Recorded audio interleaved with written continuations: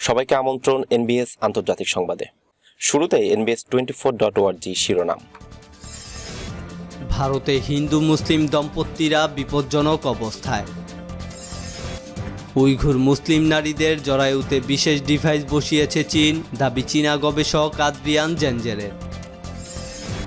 Oxford অ্যাস্ট্রাজেনেকার টিকায় স্বাস্থ্য ঝুঁকির বিষয়টি ভিত্তিহীন, বলছে WHO। আবারও ইরাকে মার্কিন ঘাঁটিতে রকেট হামলা। বিজেপিকে ভোট দেয়া আর খাল কেটে কুমির আনা একই, বললেন অভিষেক বন্দ্যোপাধ্যায়। এবং সবশেষে জানাবো, বিজেপির অবস্থা খুব খারাপ, যোগ্য প্রার্থীর অভাবে হারার আগেই হেরে গেল, বললেন সৌগত রায়। দর্শক, এতক্ষণ শুনছিলেন শিরোনাম, এবার বিস্তারিত। হিন্দু মুসলিম দম্পতিরা বিপজ্জনক অবস্থায়। ভারতে আন্তঃধর্মীয় প্রেমকে অপরাধ হিসেবে গণ্য করা ধর্মান্তর বিরোধী বিতর্কিত নতুন আইন দেশটির হিন্দু মুসলিম দম্পতিদের বিপজ্জনক পরিস্থিতিতে ফেলেছে। এখন তারা কেবল তাদের পরিবারই নয়, রাষ্ট্রীয় রোষেরও শিকার হচ্ছে। আইনটি চরমপন্থী হিন্দু গোষ্ঠীগুলোর ইসলাম বিদ্বেষী প্রচারণা, লাভ জিহাদের ভিত্তিহীন ষড়যন্ত্র তত্ত্বকে ইঙ্গিত করে, যাতে বলা হয়ে থাকে যে মুসলিমরা হিন্দুদের ইসলাম ধর্মে ধর্মান্তরিত করার একমাত্র উদ্দেশ্য নিয়ে প্রেমের সম্পর্ক গড়ে তোলে। ভারতের উত্তরপ্রদেশ এ আইন পাশকারী প্রথম রাজ্য, যারা জোর করে জালিয়াতিমূলক উপায়ে বা বিবাহ ধারা ধর্মান্তরকে বেআইনি এবং নিষিদ্ধ ঘোষণা করে অধ্যাদেশ জারি করে। উগ্র হিন্দুত্ববাদী ভারতীয় জনতা পার্টি বিজেপি শাসিত এই রাজ্যে এ আইনের ফলে একাধিক মামলা ও গ্রেফতার হয়েছে। বিজেপি শাসিত আরেকটি রাজ্য মধ্যপ্রদেশ ইতিমধ্যেই একই আইন পাশ করেছে এবং গুজরাট সহ অন্যান্যরাও তাই করছে। তাই আন্তঃধর্মীয় দম্পতিরা এখন এসব রাজ্য ছেড়ে দিল্লির মতো অপেক্ষাকৃত সুরক্ষিত জায়গাগুলোতে বিয়ে করছেন।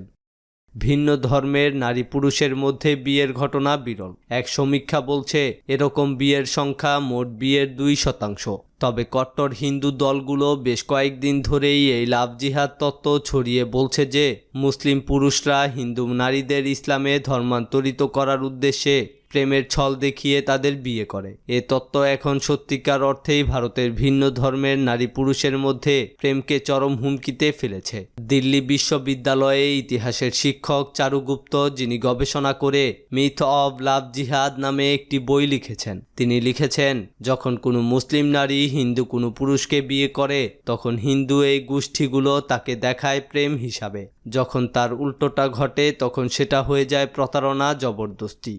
আন্তঃধর্মীয় দম্পতির মধ্যে বিবাহ সহজতর করার জন্য কাজ করে থাকে ধানাক। প্রধানত হিন্দু মুসলিম এসব দম্পতি যখন বিয়ে করতে গিয়ে পরিবার ও সমাজের কাছ থেকে বাধার সম্মুখীন হন, তখন এরা ধানাক নামে এই এনজিওর কাছে সাহায্য চাইতে আসেন। এসব দম্পতির বয়স সাধারণত 20 থেকে 30 বছর। তারা চান ধানাক যেন তাদের বাবা মার সাথে কথা বলে তাদের রাজি করায়। এতে ব্যর্থ হলে আইনি সহযোগিতা চায় তারা। ধানাকের কাছে যারা আসে তাদের 52% হিন্দু নারী যারা মুসলিম পুরুষকে বিয়ে করতে চান, আর 42% মুসলিম নারী যারা হিন্দু প্রেমিককে বিয়ে করার সিদ্ধান্ত নিয়েছেন।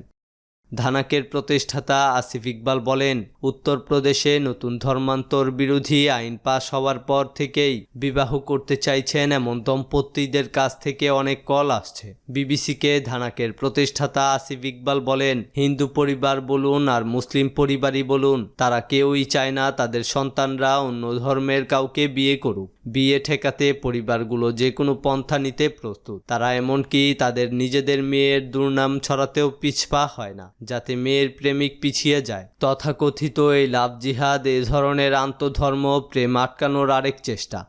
ভারতের আন্তঃধর্মীয় বিবাহগুলো বিশেষ বিবাহ আইনের অধীনে নিবন্ধিত রয়েছে, যা 30 দিনের সময়কালের আদেশ দেয়। কিন্তু দম্পতিরা এই সময়ের মধ্যে প্রতিশোধ এবং প্রতিহিংসার শিকার হওয়ার ভয়ে জীবনযাপন করে এবং এখন এই আইনের কারণে তার রেশ আরও অনেক বেশি। বেশিরভাগ দম্পতি আত্মগোপনে থাকাকালে তাদের চাকরি হারায়। তারা চিন্তিত এবং ভীত স্বতন্ত্রস্ত, একে অপরের প্রতি দৃঢ় বিশ্বাস রেখেছে এবং প্রতিকূলতার বিরুদ্ধে লড়াই চালিয়ে যাচ্ছে। তারা বলছে, প্রেম অন্ধ নয়, বরং ঘৃণা অন্ধ।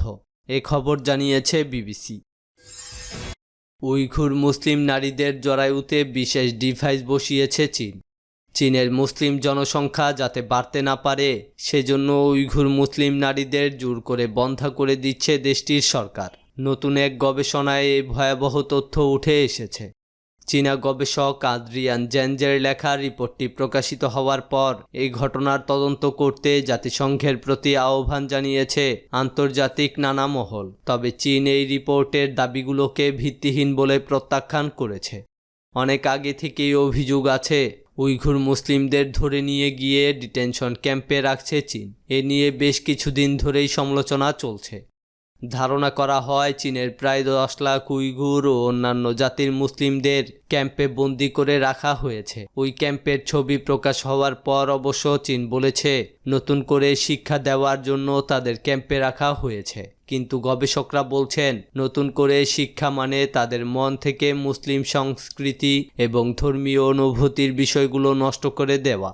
2019 সালে বিবিসির এক তদন্তে উঠে আসে জিনজিয়াংয়ের মুসলিম শিশুদের তাদের পরিবার থেকে বিচ্ছিন্ন করা হচ্ছে যেন তারা মুসলিম সম্প্রদায় থেকে আলাদা হয়ে বড় হয়। চীনা গবেষক আদ্রিয়ান জেনজের রিপোর্টে অভিযোগ তোলা হয় সরকারি নির্ধারিত সংখ্যার চেয়ে বেশি সংখ্যায় সন্তান জন্ম দেওয়ার উইঘুর অন্যান্য ও সংখ্যালঘু নারীদের ক্যাম্পে বন্দি করে রাখার হুমকি দেওয়া হচ্ছে। রিপোর্টে আরও দাবি করা হচ্ছে যেসব নারী 2টির চেয়ে কম সন্তান জন্ম দিতে আইনিভাবে বৈধ তাদের জরায়ুতে আইইডি ইন্ট্রুইউরিটেরিন ডিভাইস, যেটি সাধারণত 5 থেকে 10 বছরের জন্য নারীদের গর্ভধারণ করা থেকে বিরত রাখে, প্রবেশ করানো হচ্ছে এবং অন্যান্যদের বন্ধ্যা করানোর উদ্দেশ্যে জোর করে সার্জারি করানো হচ্ছে। জেনজের বিশ্লেষণ অনুযায়ী জিনজিয়াংয়ের জনসংখ্যার স্বাভাবিক প্রবৃদ্ধির হারে সাম্প্রতিক বছরগুলোতে বড় ধরনের পরিবর্তন এসেছে। তিনি সংবাদ সংস্থা এপিকে বলেছেন এটি উইঘুরদের বশে আনার জন্য বিস্তৃত একটি পরিকল্পনার অংশ। বন্দি শিবিরেও নারীদের মানসিক বন্ধ করার জন্য বিভিন্ন ধরনের ওষুধ খাওয়ানো হয় বলে অভিযোগ আছে দীর্ঘদিন ধরেই। রিপোর্টে বলা হয় সামগ্রিকভাবে দেখলে মনে হয় 3 বা তার চেয়ে বেশি সংখ্যক সন্তান আছে যেসব নারীর তাদের ঢালাওভাবে বন্ধ্যা করার লক্ষ্যে পদক্ষেপ নিচ্ছে কর্তৃপক্ষ। অক্সফোর্ড অ্যাস্ট্রাজেনেকার টিকায় স্বাস্থ্য ঝুঁকির বিষয়টি ভিত্তিহীন। অক্সফোর্ড অ্যাস্ট্রাজেনেকার করোনার টিকা নিয়ে উদ্বেগ বাড়ছে ইউরোপে। ইইউর 7 দেশে এই টিকার প্রয়োগ আপাতত স্থগিত রাখা হয়েছে। তবে বিশ্ব স্বাস্থ্য সংস্থা বা WHO বলছে টিকাটির বিরুদ্ধে ওঠা স্বাস্থ্য ঝুঁকির অভিযোগ ভিত্তিহীন। ভ্যাকসিন কার্যক্রম চালু রাখার আহ্বান জানিয়েছে সংস্থাটি। অক্সফোর্ড অ্যাস্ট্রাজেনেকার করোনার টিকা যখন বিশ্বের বিভিন্ন দেশে সফলভাবে প্রয়োগ চলছে, ঠিক সে সময় এ নিয়ে বিতর্ক তৈরি করছে ইউরোপের বেশ কয়েকটি দেশ। দেশগুলোর দাবি ব্রিটেনের এই ভ্যাকসিন গ্রহণকারী শরীরে রক্ত জমাট বাঁধায়। আর এ নিয়েই উদ্বেগ Germany, France, Italy, Spain, Netherland সহ আরও কয়েকটি দেশের। এই তালিকায় আছে Denmark, Norway, Bulgaria, Iceland, Ireland ও এশিয়ার থাইল্যান্ডও। তবে বিশ্ব স্বাস্থ্য সংস্থা বলছে দেশগুলোর সিদ্ধান্ত একেবারেই অযৌক্তিক। এমন সিদ্ধান্তের কোনো মানেই হয় না। ইউরোপের দেশগুলোকে অ্যাস্ট্রাজেনেকার টিকার ব্যবহার জারি রাখতে আহ্বান জানিয়েছে বিশ্ব স্বাস্থ্য সংস্থা। তারা বলছে রক্ত জমাট বাঁধার সঙ্গে টিকার পার্শ্ব প্রতিক্রিয়ার কোনো সম্পর্ক নেই। তবুও টিকার নিরাপত্তা নিয়ে সংস্থাটি মঙ্গলবার জরুরি বৈঠক করবে। আলাদা বৈঠক করবে ইইউর মেডিসিন এজেন্সিও। ইউরোপীয় ইউনিয়ন ও যুক্তরাজ্যের প্রায় 1,70,00,000 মানুষ এই টিকা এরই মধ্যে গ্রহণ করেছে। এর মধ্যে রক্ত জমাট বাঁধার ঘটনা মাত্র কয়েকশো। ব্রিটেনের medicines and health care product regulatory agency বলছে ভ্যাকসিন সমস্যা তৈরি করছে এমন কোনো প্রমাণ তাদের কাছে নেই। আবারও ইরাকে মার্কিন ঘাঁটিতে রকেট হামলা।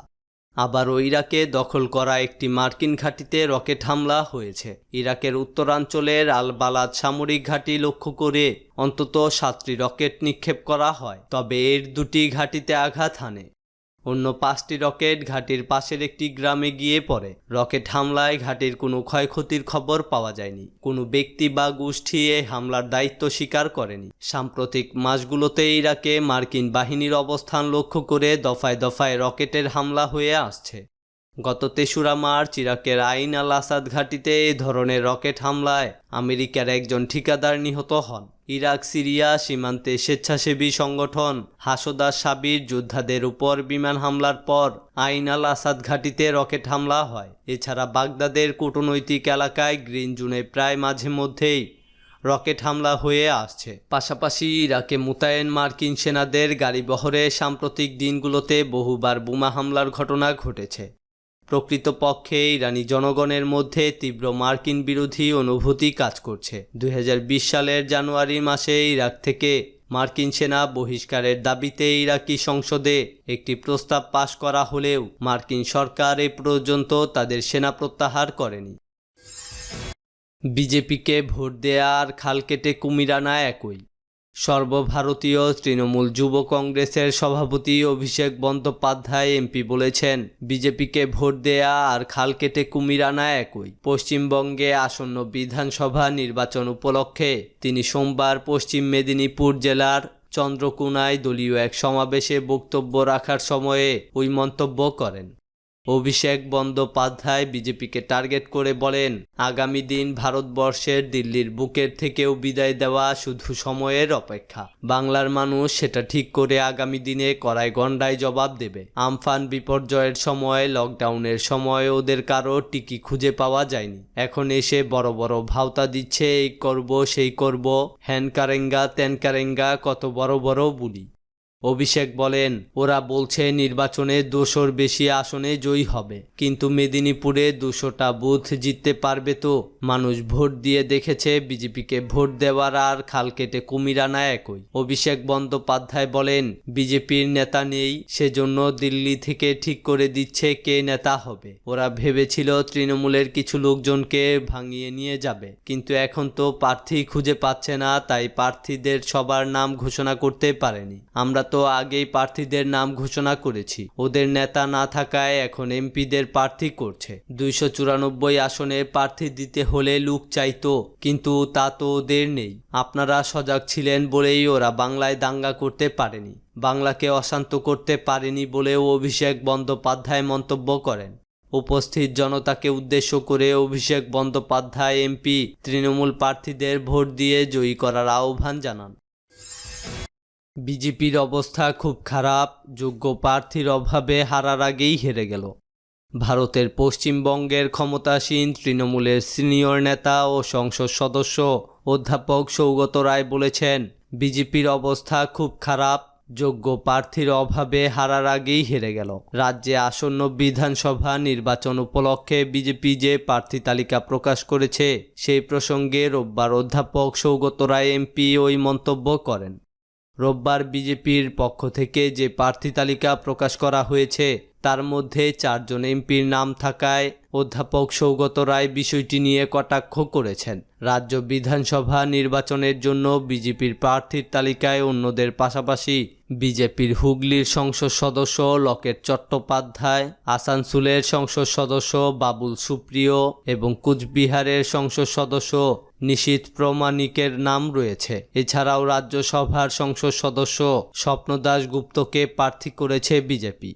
এই প্রসঙ্গে তৃণমূলের সিনিয়র নেতা অধ্যাপক সৌগত রায় এমপি বলেন, বিজেপির অবস্থা যে কত খারাপ, ওদের মধ্যে যোগ্য প্রার্থীর কত অভাব এই তালিকায় সেটাই স্পষ্ট হয়েছে। ওরা ৪ জন এমপিকে মনোনয়ন দিয়েছে, তার মধ্যে একজন রাজ্যসভায় মনোনীত এমপি, অন্য ৩ জন হচ্ছেন লোকসভার নির্বাচিত এমপি। অর্থাৎ এরা যদি জেতেন তাহলে তাদের আসনে আবার উপনির্বাচন হবে, এটা কেউ চায় না। কিন্তু ওদের তো প্রার্থী নেই, কি করবে? ওদের মুখ নেই, সেজন্য এদের আবার ডেকে নিয়ে এসেছে। তার ফলে বিজেপি হারার আগেই হেরে গেল প্রার্থীর অভাবে। এটাই বিজেপির আসল অবস্থা। আমি আশা করি এই প্রার্থীরা প্রতিবাদ করবে। অন্যদিকে রোববার তৃণমূলের মুখপাত্র ও রাজ্যের মন্ত্রী তাপস রায় বলেন, বিজেপিতে এখন নতুন ও পুরানোদের মধ্যে প্রবল লড়াই। সেসব মেটানোর পাশাপাশি প্রার্থী হওয়ার মতো মুখেরও অভাব, সেই দৈনই প্রকাশ পেয়েছে প্রার্থী তালিকায়। রাজ্য বিজেপির এক শীর্ষ নেতার দাবি, আমরা ক্ষমতায় আসছি, মন্ত্রিসভা কেমন হবে তার স্পষ্ট ছবি রয়েছে প্রার্থী তালিকাতেই। বিজেপির এমন সাফাই সত্ত্বেও তাদের প্রার্থী তালিকায় এমপিদের নাম থাকায় ক্ষমতাসীন তৃণমূলের পক্ষ থেকে সমালোচনা ও কটাক্ষ করা হচ্ছে। দর্শক, এই ছিল এখনকার মতো। আমাদের পরবর্তী সংবাদ দেখার আমন্ত্রণ জানিয়ে বিদায় নিচ্ছি আমি শফিউল আলম আরাফ।